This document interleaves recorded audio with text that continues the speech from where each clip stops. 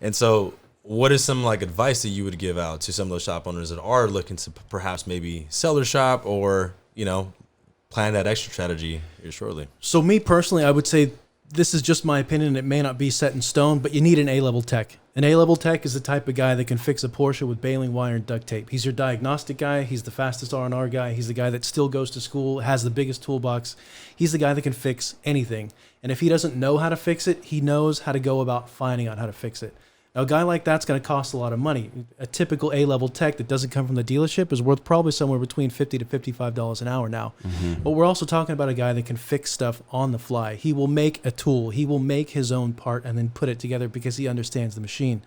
And a guy like that, while expensive right off the bat, will pay dividends. You will never get stuck on some kind of diagnostic that you're spending days and days and days or subletting out to the dealer or sending to somebody else. He'll be able to help you set a standard. Hey, I need the C-level tech to do my oil services this, and this way, so that if I have to come in and do a brake repair, I can do this. If I have to do a diagnostic, he knows how to remove the intake manifold and not have anything fall into the intake runners.